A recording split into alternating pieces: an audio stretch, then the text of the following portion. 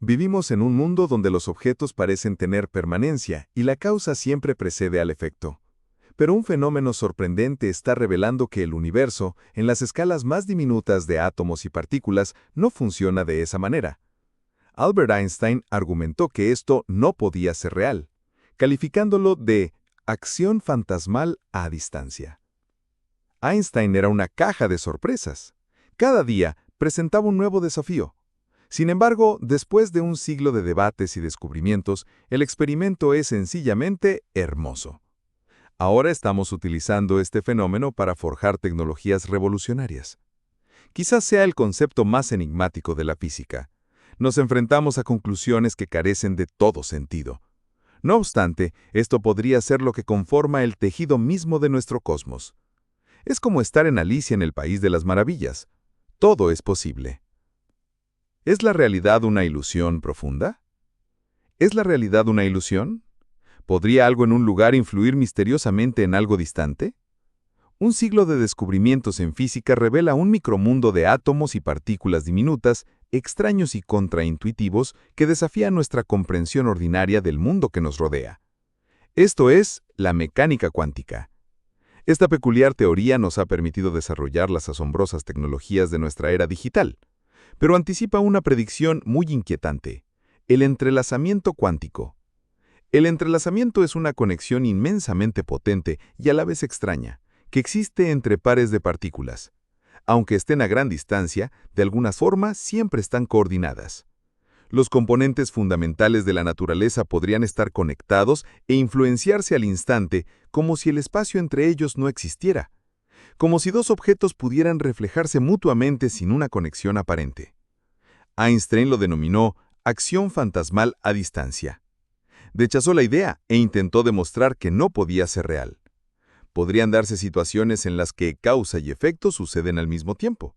Pero si el entrelazamiento no es genuino, las tecnologías de vanguardia podrían estar en riesgo. Las computadoras cuánticas, la criptografía cuántica, dependen de que el entrelazamiento sea una verdad palpable en el mundo. En el fondo, subyace una pregunta profunda. ¿Vivimos en el universo de leyes de sentido común de Einstein o en una extraña realidad cuántica que permite conexiones fantasmales a través del espacio y el tiempo? El experimento en las Islas Canarias. Desvelando secretos cósmicos. A 300 millas de la costa de África Occidental, en una de las Islas Canarias, un equipo de físicos está orquestando un experimento notable que utilizará casi la totalidad del universo para zanjar la cuestión. ¿Es el fenómeno aparentemente imposible del entrelazamiento cuántico una ilusión o es verdaderamente real? Liderando este equipo se encuentra Anton Zeilinger. Él nos comparte: estamos ascendiendo a la montaña hacia el Roque de los Muchachos. Hoy todo parece perfecto. Se trata de una empresa precaria. Disponen de una pequeña ventana de tiempo en dos de los telescopios más grandes de Europa. Cada uno se enfocará simultáneamente en un cuásar diferente, una galaxia extremadamente lejana que emite enormes cantidades de luz desde su núcleo. Esta luz se empleará para controlar equipos de precisión que deben estar perfectamente alineados para realizar mediciones en minúsculas partículas subatómicas. Y por si esto no fuera suficientemente complejo, el clima en la montaña es notoriamente impredecible. El equipo necesita condiciones impecables para que el experimento tenga éxito. Zeilinger comenta: al final, podría funcionar sin problemas, o quizás sea necesario tomar algunas decisiones, ya saben, en un estado de excitación en el último instante. Con el experimento finalmente montado, el equipo ocupa sus posiciones. David Kaiser ha colaborado en este experimento con sus colegas Jason Galicchio y Andy Friedman durante 4 años. Coordinando todo está Dominic Rauch. El experimento es su proyecto de tesis y ha tardado años en materializarse. Pero a medida que la oscuridad desciende, las temperaturas en la montaña comienzan a desplomarse. Una voz por radio informa: bueno, hay malas noticias. Se les ha dicho que abandonen el William Herschel porque la carretera será muy peligrosa, demasiado peligrosa, así que tienen que bajar ahora. Kaiser responde: ¿demasiado hielo? Sí, está bien. Al día siguiente, el equipo se prepara para otro intento. Verifican que el equipo no haya sido afectado por el clima, pero ahora el aire está denso de nubes. Zeilinger señala: aquí está la humedad en los diversos telescopios y se ve que la humedad es del 100%. Así que mientras esto dure, no podemos hacer mucho. Los equipos en ambos telescopios esperan. Pero las nubes no se disipan. Toda la preparación ha sido en vano. El tiempo en estos enormes telescopios es preciado y el suyo ha expirado. Esta ambiciosa prueba de entrelazamiento cuántico debe esperar. El alba cuántica, la contundente objeción de Einstein. ¿Por qué los físicos están tan empeñados en someter este aspecto tan peculiar de la mecánica cuántica a la prueba definitiva? Para explorar los orígenes de esta historia, David Kaiser viajó a Bruselas, la ciudad donde Albert Einstein acudió en 1927 para una reunión sobre una nueva teoría que describía el micromundo de átomos y partículas diminutas, la mecánica cuántica. Kaiser afirma: la mecánica cuántica es una de las hazañas intelectuales más asombrosas de la historia humana. Shohei Jose añade: por primera vez, los científicos pudieron sondear un mundo que, hasta entonces, nos resultaba completamente invisible. Observando el mundo a la escala de los átomos, 1.000.000 de veces más pequeños que el grosor de un cabello humano. Una forma de entender las escalas es imaginar un objeto cotidiano, como un balón de fútbol, y agrandarlo hasta que se puedan ver los átomos individuales. Tendrías que hacerlo aproximadamente del tamaño de la Tierra, y luego adentrarte en el planeta. Entonces, te encontrarías en el mundo de los átomos y las partículas. Era la naturaleza de las partículas fundamentales que componen el mundo que percibimos lo que Einstein había ido a Bruselas a debatir. Y fue allí donde Einstein se enzarzó en un acalorado debate que conduciría al descubrimiento del entrelazamiento cuántico, un concepto que lo inquietaría durante el resto de su vida. David Kaiser llegó al lugar donde todo comenzó. Kaiser describe: este es el edificio original del Instituto Solvay, un majestuoso y hermoso edificio. Y este es el lugar, en octubre de 1927, donde se celebró la quinta conferencia de Solvay, una serie increíble de discusiones, de una semana de duración, sobre la verdadera composición del mundo, sobre la naturaleza de la materia y la nueva teoría cuántica. Y estos escalones son los mismos en los que se tomó esa famosa fotografía de grupo. Es una congregación de algunas de las mentes más brillantes del mundo. Aquí, en la primera fila, vemos a Albert Einstein y a la gran Marie Curie y Max Planck. En la última fila, de pie, al elegante Erwin Schrödinger. Y a esos jóvenes impetuosos de veintitantos años, Werner Heisenberg y Wolfgang Pauli. Estos científicos fueron los pioneros de la mecánica cuántica. Kaiser revela: yo tenía una versión enorme de esa fotografía colgada en la pared. Era un póster en mi habitación de estudiante. Mis compañeros de piso tenían sus grupos musicales favoritos. Y yo, la conferencia de Solvay de 1927. Lo que dice mucho. Fue uno de los encuentros de mentes más grandiosos de la historia. Más de la mitad de ellos eran o llegarían a ser premios Nobel. Sus experimentos demostraban que, en lo más profundo de la materia, las diminutas partículas, como los átomos y sus electrones en órbita, no eran esferas sólidas y pequeñas, parecían difusas e indefinidas. Kaiser explica: entonces este grupo de aquí, estas personas, eran las que habían estado profundizando cada vez más y más para encontrar lo que esperaban fuera la base de lo que el mundo estaba hecho. Y para su sorpresa, encontraron cosas cada vez menos sólidas a medida que excavaban. Este mundo no estaba compuesto de pequeños ladrillos que se hacían más y más pequeños. En algún momento, los ladrillos dieron paso a una especie de masa, y lo que parecía solidez, en realidad se volvió muy confuso y una forma completamente nueva de pensar sobre la naturaleza. La teoría de la mecánica cuántica presentada en la reunión era extraña. Postulaba que una partícula, como un electrón, no es físicamente real hasta que se observa, es decir, hasta que un instrumento la detecta. Antes de ser detectada, en lugar de ser una partícula sólida, un electrón es solo una onda difusa, una onda de probabilidad. Sean Carroll lo clarifica. Estos objetos, como los electrones y los átomos, cuando describimos matemáticamente su comportamiento, lo único que podemos describir es la probabilidad de que estén en un lugar o en otro. Es como una onda de todas esas posibilidades diferentes. No es que el electrón esté en un lugar o en otro y nosotros simplemente no lo sepamos. Es que el electrón es realmente una combinación de todos los lugares posibles en los que podría estar hasta que lo miramos. La mecánica cuántica solo nos informa la probabilidad de las propiedades de una partícula, como su ubicación. Las leyes de la naturaleza ya no eran afirmaciones definitivas sobre lo que iba a ocurrir, eran meras afirmaciones sobre probabilidades. Y Einstein sintió, bueno, eso es una derrota. Estás renunciando al corazón de lo que ha sido la física, a saber, dar una descripción completa de la realidad. Para Einstein, la noción de que las partículas solo cobran existencia al ser observadas era similar a la magia. Se cuenta que preguntó, ¿realmente crees que la luna no está ahí cuando no la estás mirando? Fuera del ámbito formal de la conferencia, Kaiser saluda, Bonser, desafió al más ferviente defensor de estas ideas, el gran físico danés Niels Bohr. Kaiser relata, Einstein aparecía para desayunar en el hotel, y Niels Bohr estaba ahí, y Einstein presentaba su último desafío. Niels Bohr murmuraba y reflexionaba, y consultaba con sus colegas más jóvenes. Iban a la reunión formal en el instituto, y de alguna manera, cada noche a la hora de la cena, Bohr tenía una respuesta. Uno de los observadores dijo que Einstein era como una caja de sorpresas. Cada día aparecía con un nuevo desafío, y Bohr se volteaba de un lado a otro, y al final, para la cena, había aplastado ese, y todo volvía a empezar. Para Bohr y sus colegas, la mecánica cuántica no solo explicaba los resultados experimentales, sino que sus matemáticas eran elegantes y hermosas. Y como Einstein no había encontrado fallos en sus ecuaciones, salieron de la reunión de Solvay sintiéndose más seguros que nunca de sus ideas.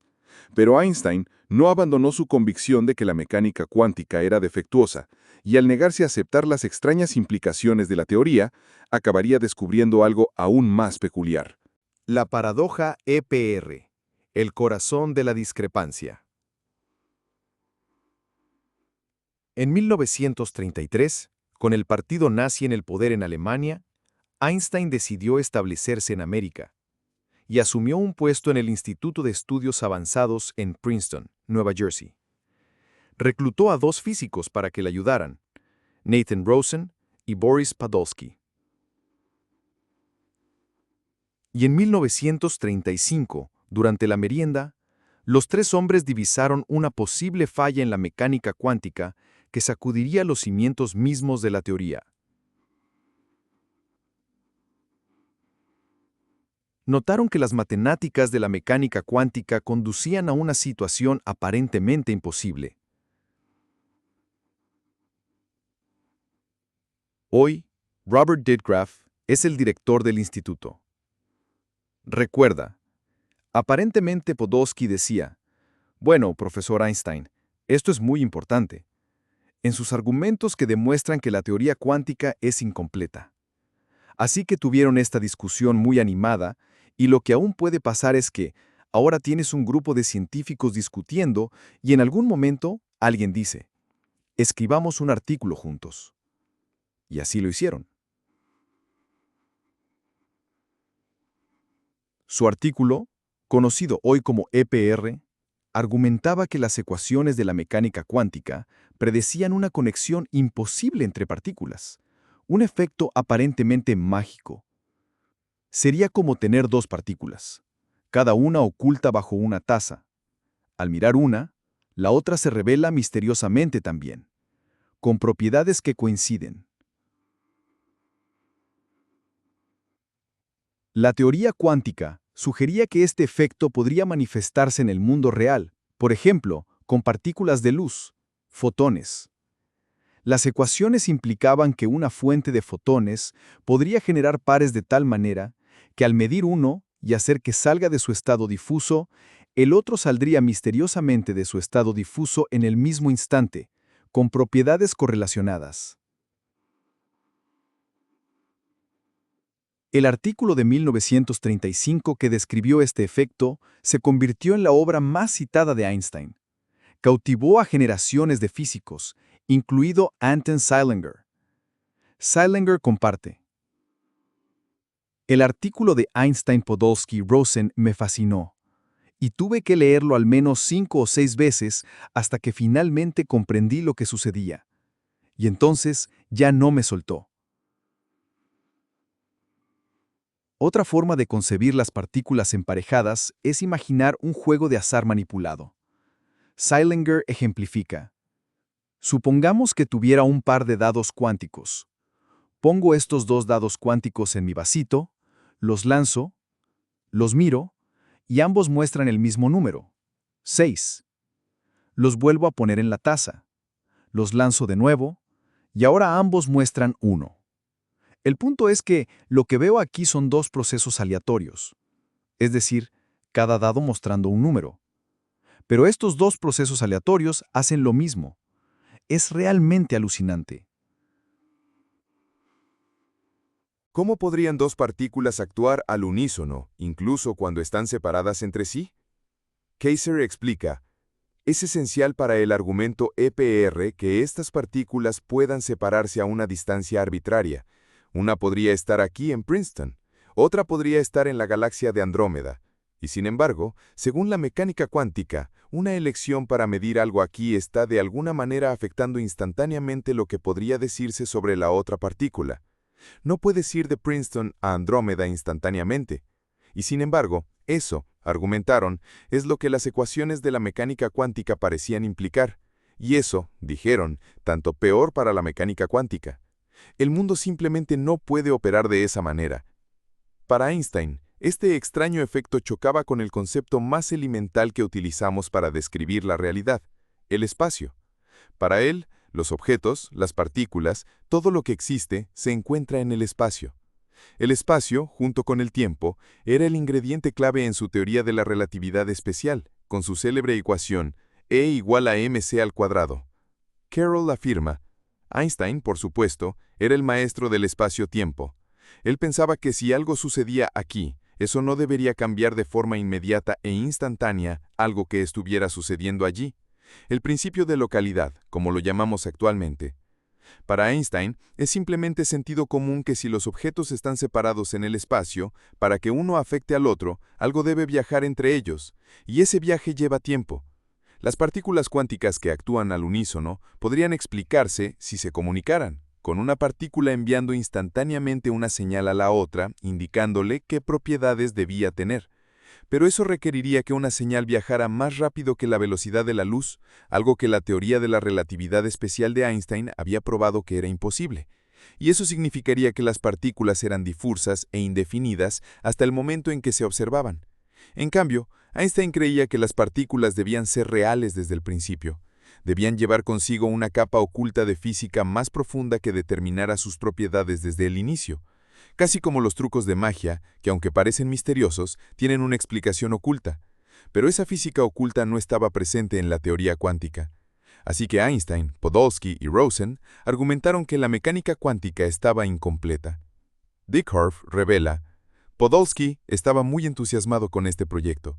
De hecho, estaba tan entusiasmado que corrió al New York Times y les dio la noticia. Entonces Einstein se enfadó mucho con Podolsky y aparentemente no volvió a hablar con él. El legado de Bell, la ineludible verdad del entrelazamiento.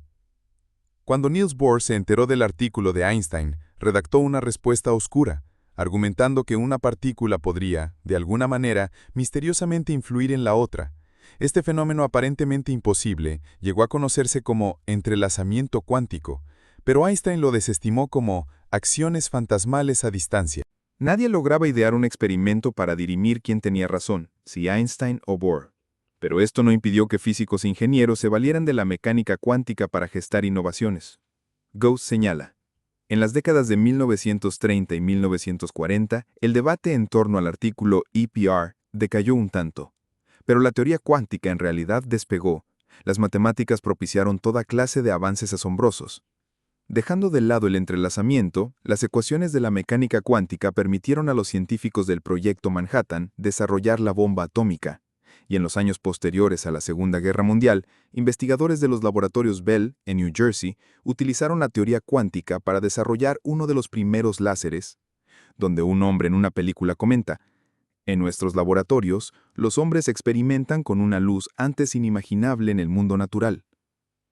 Y construir pequeños dispositivos capaces de controlar el flujo de electricidad, los transistores. Otro hombre en una película afirma, está destinado a desempeñar un papel vital en su futuro electrónico. Los transistores se convirtieron en los bloques fundamentales del emergente campo de la electrónica. Computadoras, unidades de disco, toda la revolución digital sobrevino poco después, todo ello hecho posible por las ecuaciones de la teoría cuántica.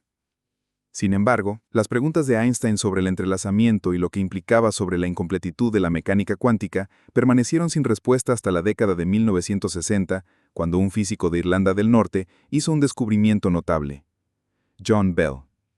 Kaiser relata: Bell era un estudiante de física muy talentoso, pero rápidamente se sintió insatisfecho con lo que consideraba casi una especie de deshonestidad entre sus profesores. Bell insistió en que las preguntas de Einstein sobre la mecánica cuántica no habían sido abordadas. Kaiser recuerda: entraba en discusiones acaloradas con sus profesores. No nos digan que Bohr resolvió todos los problemas. Esto realmente merece más reflexión. Bell afirma: la mecánica cuántica ha sido fantástica. Por lo tanto, es una situación muy intrigante que, en la base de todo ese éxito impresionante, existan estas grandes dudas. Carroll observa: es algo muy extraño que desde la década de 1930, la idea de sentarse y pensar profundamente sobre los fundamentos de la mecánica cuántica haya sido mal vista entre los físicos profesionales. Cuando la gente intentaba hacer eso, eran expulsados de los departamentos de física, y así para alguien como Bell necesitaba tener un trabajo de día haciendo física de partículas ordinaria, pero de noche, ya sabes, a escondidas, podía trabajar en los fundamentos de la mecánica cuántica. Bell se convirtió en un físico de partículas líder en el CERN, en Ginebra, pero continuó explorando el debate entre Einstein y Bohr, y en 1964 publicó un artículo sorprendente. Bell demostró que las ideas de Bohr y Einstein generaban predicciones distintas. Si se pudiera realizar aleatoriamente una de dos mediciones posibles en cada partícula, y se verificara con qué frecuencia los resultados coincidían, la respuesta revelaría si vivíamos en el mundo de Einstein, un mundo que obedecía leyes de sentido común, o en el de Bohr, un mundo profundamente extraño que permitía conexiones cuánticas fantasmales. Kaiser reflexiona: ahora sabemos en retrospectiva que este fue uno de los artículos más significativos en la historia de la física, no solo en la historia de la física del siglo XX, sino en la historia del campo en su conjunto. Pero el artículo de Bell aparece en ya sabes, una especie de revista fuera de lo común. De hecho, la propia revista cierra unos años más tarde. Esto no es central para la comunidad física. Se archiva diligentemente en las estanterías de la biblioteca, y luego se olvida. Literalmente, acumula polvo en la estantería. Los pioneros de la cuántica en la acción. Algunos años después, por pura casualidad, un brillante físico experimental tropezó con el artículo de Bell. John Clauser relata: pensé que este era uno de los artículos más asombrosos que había leído en toda mi vida. Y no dejaba de preguntarme: bueno, caramba, esto es maravilloso. Pero, ¿dónde está la evidencia experimental?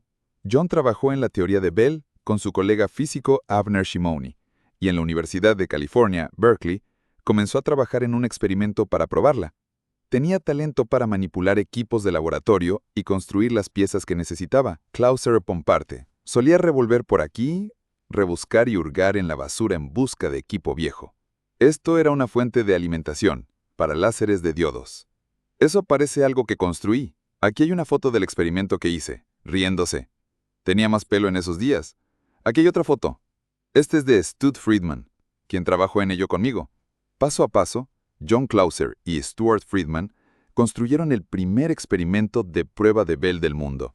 Enfocaron un láser en átomos de calcio, lo que hizo que emitieran pares de fotones que, según las ecuaciones de la teoría cuántica, deberían estar entrelazados.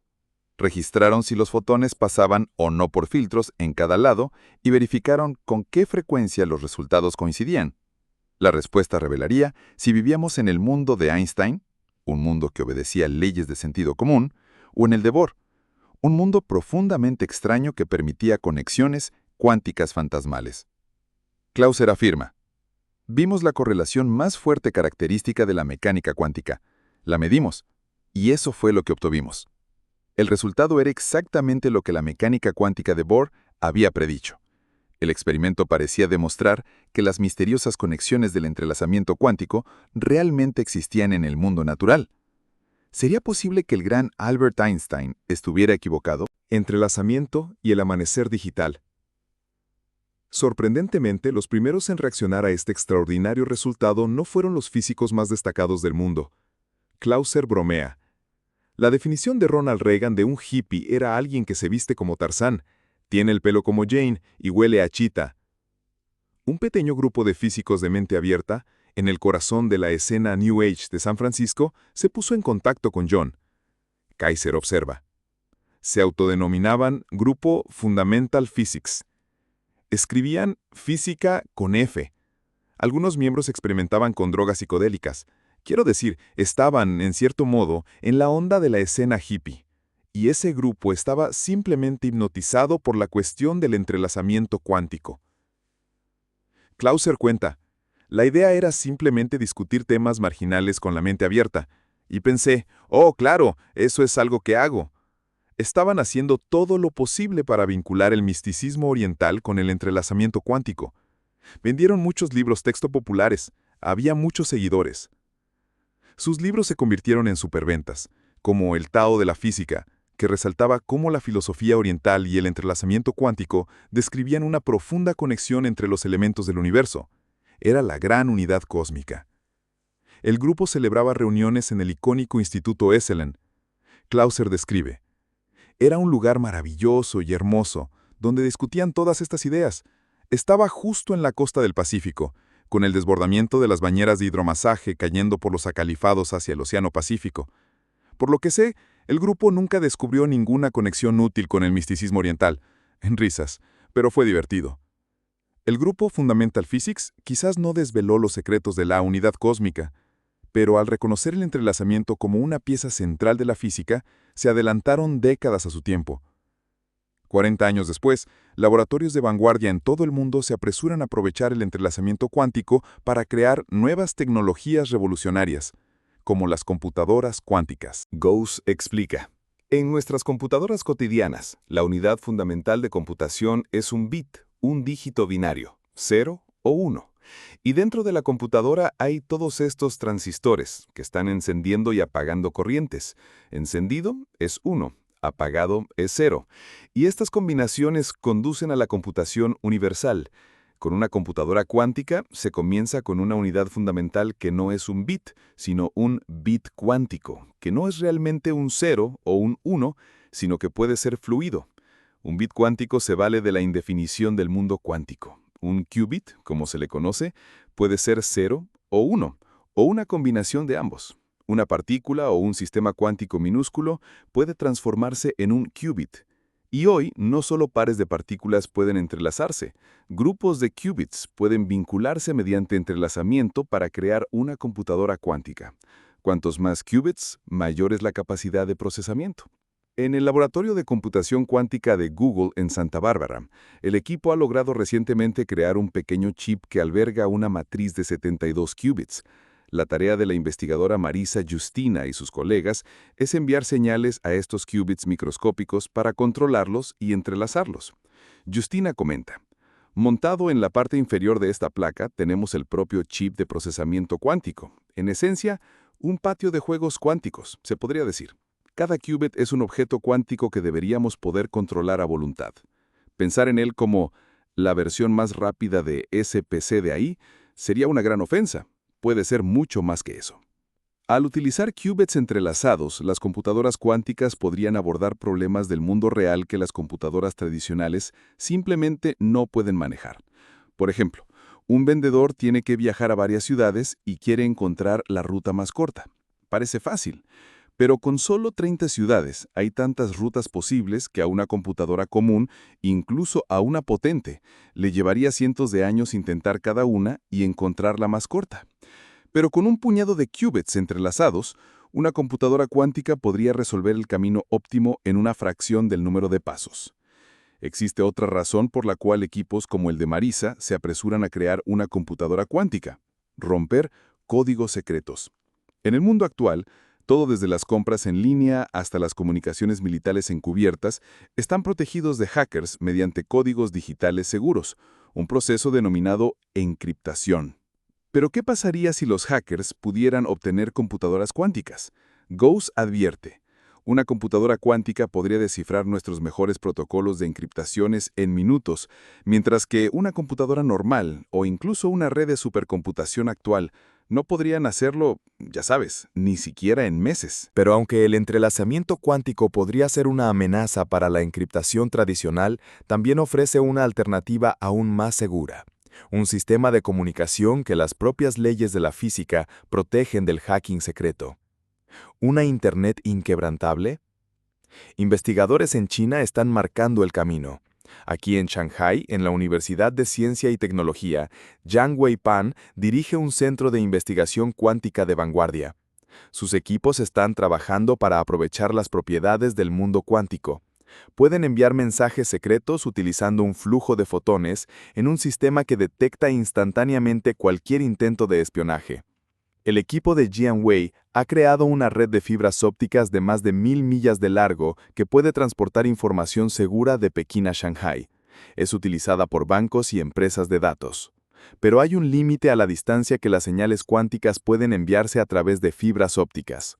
Para enviar señales más lejos, el equipo de Jian Wei lanzó el primer satélite de comunicación cuántica del mundo. Por encima de la atmósfera terrestre hay menos obstáculos, y las partículas cuánticas pueden viajar mucho más lejos. Cada noche, equipos en tierra se preparan para seguir el satélite por el cielo. El equipo de guía láser se fija y permite enviar y recibir señales. El equipo tiene como objetivo utilizar este equipo para crear un nuevo sistema de comunicación seguro utilizando el entrelazamiento cuántico. El satélite envía fotones entrelazados a dos usuarios. Un espía podría interceptar uno de los fotones entrelazados, medirlo y enviar un fotón de reemplazo. Pero no sería un fotón entrelazado, sus propiedades no coincidirían. Quedaría claro que un espía estaba en la línea. En teoría, esta técnica podría usarse para crear una red de comunicación global totalmente segura. Pan anuncia: entonces, el siguiente paso es que tendremos una estación terrestre, por ejemplo en Canadá, y también en África y en muchos países. Así que utilizaremos nuestro satélite para la comunicación cuántica global. Queremos llevar esta tecnología lo más lejos posible. Estos son los primeros pasos en la creación de una Internet cuántica del futuro, totalmente inquebrantable, posible gracias al entrelazamiento cuántico.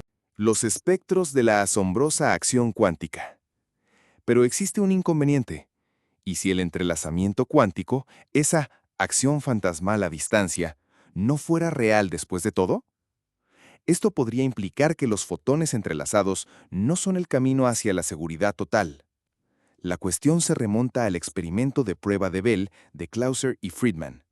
En los años posteriores a su trabajo pionero, los físicos comenzaron a probar posibles lagunas en su experimento, formas en que la ilusión de entrelazamiento podría crearse de modo que el efecto no fuera tan fantasmal después de todo. Una laguna es especialmente difícil de descartar. En los experimentos modernos de prueba de Bell, los dispositivos en cada lado verifican si los fotones pueden pasar a través de uno de dos filtros elegidos al azar, formulando de manera efectiva una de dos preguntas y comprobando con qué frecuencia coinciden las respuestas. Después de miles de fotones, si los resultados muestran una mayor coincidencia de lo que predice la física de Einstein, las partículas deben estar fantasmagóricamente entrelazadas. Pero ¿qué pasaría si algo hubiera influido misteriosamente en el equipo para que las selecciones de los filtros no fueran verdaderamente aleatorias? Kaiser cuestiona: ¿existe alguna causa común? En el pasado distante, incluso antes de encender el dispositivo, que pudiera haber influido en las preguntas a plantear y en los tipos de partículas a emitir. Quizá alguna partícula extraña, quizá alguna fuerza que no se hubiera tenido en cuenta, de modo que lo que parece entrelazamiento pudiera ser, de hecho, un accidente, una ilusión. Quizá el mundo siga actuando como pensaba Einstein. Es esta laguna la que el equipo en el Observatorio de Gran Altitud, en las Islas Canarias, está trabajando para resolver. Con la mecánica cuántica ahora más establecida que nunca, están determinados a someter el entrelazamiento a la prueba definitiva y, finalmente, resolver el debate Einstein-Bohr más allá de toda duda razonable. El equipo está creando una versión gigante de la prueba de Bell de Clauser y Friedman con el universo entero como su banco de laboratorio. En esta prueba cósmica de Bell, la fuente de las partículas entrelazadas se encuentra a aproximadamente un tercio de milla de cada uno de los detectores. El equipo debe enviar pares de fotones perfectamente sincronizados por el aire a cada lado. Al mismo tiempo, los telescopios recogerán luz de dos galaxias extremadamente distantes y brillantes, llamadas cuásares. Estos son entre los objetos más luminosos del cielo, emitiendo luz en potentes chorros. Las variaciones aleatorias en esta luz controlarán qué filtros se utilizan para medir los pares de fotones.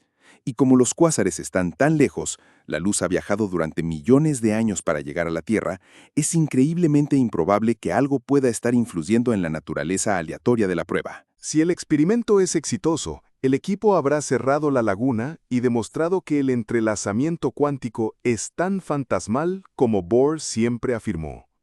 Dominic y Jason están en un telescopio. Anton está en el otro. Una persona por radio informa, moviendo. Otra persona comenta, está bien. Nivel de recuento oscuro. Y otra voz por radio, de acuerdo, esto es bueno. Rauch explica, así que estamos haciendo todo a la vez ahora. Así que los chicos de los enlaces están estableciendo el estado del par de fotones entrelazados. Estamos tratando de adquirir el cuásar, simplemente lo estamos centrando y haciendo el campo de visión lo más pequeño posible, para asegurarnos de que solo tenemos el cuásar. ¿De acuerdo? ¿Está guiando ahora? Sí. Esperemos una imagen más. ¿De acuerdo? De esta. Una voz dice, está bien, genial, genial, genial. Genial, genial, genial. Sí, eso es bueno. Parece 90, digamos 91 para ser conservador, de pureza. Con los telescopios ahora fijados en dos cuásares diferentes, el equipo comienza a tomar las lecturas. Una voz por radio comunica, los recuentos rojos, 12.000. Los recuentos azules, 7.000. Zeilinger declara, hicimos una prueba de Bell cósmica, completa. Una voz pregunta, ¿qué? Y Zeilinger responde, sí. Estamos haciendo una prueba de Bell cósmica completa. Está funcionando. La luz de los cuásares está seleccionando qué filtros se utilizan para medir los fotones entrelazados. Rauch comenta, es emocionante. Lo es. Ahora tenemos una prueba, pero no está claro cuál será el resultado. Una voz por radio dice, moviendo. Otra voz, está bien. Todo es exactamente igual. Hermoso. Perfecto. Sí, eso es bueno. La revelación asombrosa y el porvenir de la física. 2 meses después, de regreso en Viena, el equipo analiza los datos experimentales. Rauch anticipa, esto podría llevar un segundo. Los números se ven realmente geniales. Y es extremadamente gratificante ver que todo esto funcionó tan bien. Vemos claramente correlaciones que corresponden a la mecánica cuántica. Los resultados muestran el entrelazamiento, y como la luz de los cuásares que controlaba la prueba tenía casi 8 billones de años, es extremadamente improbable que algo pudiera haber afectado su naturaleza aleatoria. Esa brecha restante parece estar cerrada. Zeilinger expresa, el experimento que realizamos es sencillamente fantástico. El vasto cosmos desciende para controlar un pequeño experimento cuántico. Eso en sí mismo es hermoso. Kaiser confiesa, ¿sabes? Honestamente todavía me estremezco. Hay que decir, cuando me doy cuenta de lo que nuestro equipo fue capaz de hacer en esta jornada intelectual que se remonta a los primeros años del siglo XX, prácticamente no queda espacio para una explicación alternativa, del tipo de Einstein. No la hemos descartado, pero la hemos empujado a un rincón tan minúsculo del cosmos que la hace aún más inverosímil para que algo distinto al entrelazamiento explique nuestros resultados. Aceptar que el entrelazamiento forma parte de la naturaleza que nos rodea tiene profundas implicaciones. Significa que debemos asumir que una acción en un lugar puede tener un efecto instantáneo en cualquier parte del universo, como si el espacio entre ellos no existiera, o que las partículas solo adquieren propiedades físicas cuando las observamos, o debemos aceptar ambas cosas. Gauss concluye, nos quedamos con conclusiones sobre el universo que no tienen ningún sentido. La ciencia está traspasando todos nuestros límites de sentido común. Es casi como estar en Alicia en el País de las Maravillas, ¿verdad? Donde todo es posible. El entrelazamiento, tejiendo la esencia de la realidad. Inicialmente se percibió como una consecuencia indeseable, pero inevitable, de la mecánica cuántica. Hoy, tras casi un siglo de debates y descubrimientos, la acción fantasmal a distancia ocupa por fin el centro de la física moderna. En el Instituto de Estudios Avanzados, donde se describió por primera vez el concepto de entrelazamiento, los investigadores lo están utilizando ahora en su búsqueda de una teoría unificada del universo, el santo grial de la física. Las teorías de Einstein de la relatividad especial y general describen a la perfección el espacio, el tiempo y la gravedad, en las escalas más grandes del universo, mientras que la mecánica cuántica describe las escalas más pequeñas. Sin embargo, estas dos teorías nunca se han unificado. Dick Graff sugiere: hasta ahora no hemos tenido una teoría completa que sea a la vez mecánica cuántica y que reproduzca la predicción de la maravillosa teoría de la relatividad general de Einstein. Quizás el secreto sea el entrelazamiento. ¿Y si el espacio mismo fuera realmente creado por el diminuto mundo cuántico? Así como la temperatura, cálida y fría, consiste simplemente en el movimiento de átomos dentro de un objeto, quizás el espacio, tal como lo conocemos, surja de redes de partículas cuánticas entrelazadas. Es una idea alucinante. Dick Graff comenta: lo que estamos aprendiendo hoy en día es que quizás tengamos que renunciar a lo que Einstein consideraba sagrado, es decir, el espacio y el tiempo. Entonces, él siempre pensaba, bueno, tenemos pequeños pedazos de espacio y tiempo, y a partir de eso, construimos el universo entero. En una teoría radical, conocida como el universo holográfico, el espacio y el tiempo son creados por partículas cuánticas entrelazadas en una esfera infinitamente distante. Dijkstra elabora: lo que sucede en el espacio, en cierto sentido, se describe completamente en términos de una pantalla aquí afuera. La descripción definitiva de la realidad reside en esa pantalla. Piensa en ello como una especie de bits cuánticos viviendo en esa pantalla. Y esto, como un proyector de cine, crea la ilusión de la realidad tridimensional que estoy experimentando ahora. Puede que sea imposible comprender intuitivamente esta salvaje idea matemática, pero sugiere que el entrelazamiento podría ser lo que forma la verdadera estructura del universo. Dijkstra concluye: el elemento más intrigante del entrelazamiento que, ya sabes, de alguna manera dos puntos en el espacio pueden comunicarse, se vuelve menos problemático, porque el espacio mismo ha desaparecido. Al final, solo tenemos este mundo de la mecánica cuántica. Ya no hay espacio. Y así, en cierto sentido, las paradojas del entrelazamiento, la paradoja EPR, desaparecen en el aire. Carroll finaliza: verdaderamente entender la mecánica cuántica solo sucederá cuando nos situemos del lado del entrelazamiento y dejemos de privilegiar el mundo que vemos para empezar a pensar en el mundo tal como es realmente. Kaiser resume: la ciencia ha logrado enormes progresos durante siglos al, de alguna manera, desglosar sistemas complejos en partes. Cuando llegamos a un fenómeno como el entrelazamiento cuántico, ese esquema se rompe. Cuando se trata del núcleo de la mecánica cuántica, el todo es más que la suma de sus partes. Zeilinger expresa la motivación fundamental. La motivación básica es simplemente aprender cómo funciona la naturaleza. ¿Qué está sucediendo realmente? Einstein lo dijo muy bien. No le interesaba esta cuestión detallada o aquella otra. Solo quería saber cuáles eran los pensamientos de Dios cuando creó el mundo. Su realidad cuántica comienza ahora. ¿Te atreves a cuestionar la realidad? El entrelazamiento cuántico nos demuestra que el universo es mucho más misterioso e interconectado de lo que podemos imaginar. Permite que esta nueva comprensión transforme tu visión del mundo. ¿Qué otro misterio del universo te gustaría desentrañar?